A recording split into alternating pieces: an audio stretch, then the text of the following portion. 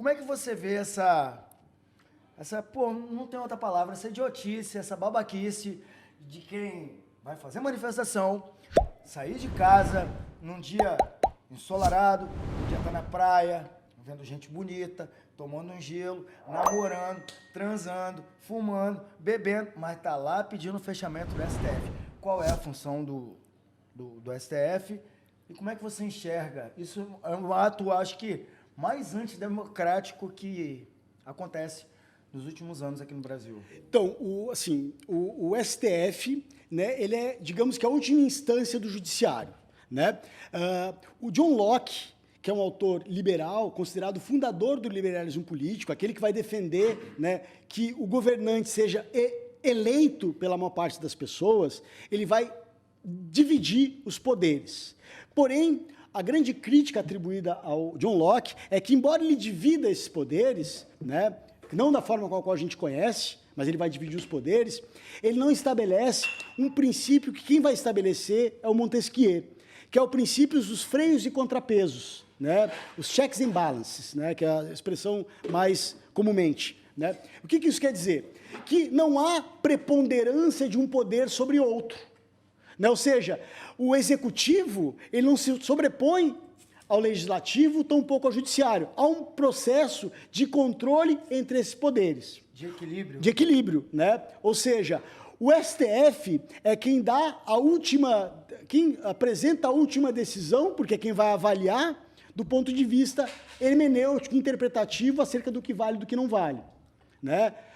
Só que acontece, como o STF, como os ministros do STF, eles são indicados pelos presidentes, esse processo de indicação, ele passa a ser utilizado... Um jogo de interesse muito grande. Exatamente, ele passa a ser instrumentalizado com viés de atacar o STF, para quê? Para que no lugar do STF seja possível um outro poder... A santa inquisição seria essa? Então? Não, seria o poder moderador, que é a tese de alguns autores que vão falar o seguinte, olha, na Constituição de 88, existe o artigo 142, que na interpretação, né, numa hermenêutica freestyle, né, assim, numa hermenêutica bastante atrapalhada, né, vão demandar que surja um poder moderador, que seria o poder dos militares, para equalizar essas forças que estariam atuando de forma assimétrica. E para garantir uma suposta simetria, a gente dispensa o STF, porque, claro, né, os ministros eles foram indicados todos pelo PT, todos pelo PSDB e, consequentemente, são todos comunistas. Por quê? Porque é uma leitura do Olavo de Carvalho, né, que inclusive virou um episódio do Brasil Paralelo, que é chamada, né, de teatro ou estratégia das tesouras. O que o Olavo de Carvalho vai dizer? E essa é a interpretação dele.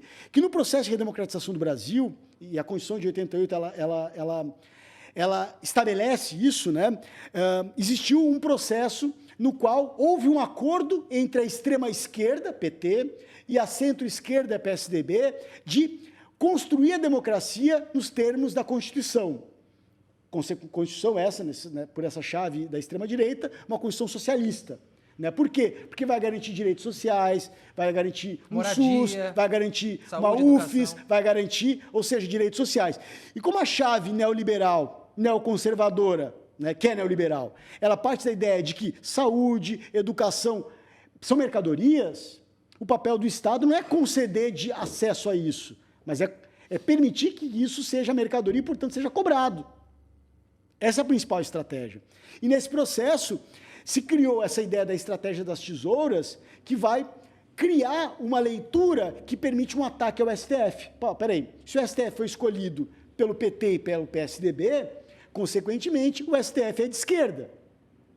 Da né? onde que o PSDB é de esquerda? Sim. E da onde que o PT é extremo está longe? Então, sim. Com esse monte de aliança ridícula aí que fizeram. Sim, o PT de esquerda, assim, eu gosto muito da ideia... Michel Temer e Dilma, Lula com Geraldo Alckmin. Sim, Da onde que essas porra desde o Zé Alencar, né? Desde Zé Alencar, Zé Alencar. exatamente. Então, assim, tem uma autora... Inclusive, o Lula ele só foi eleito por causa da Ellen Carla. Aham, exato. Tem uma autora que eu gosto muito, uma autora estadunidense, chamada Nancy Fraser.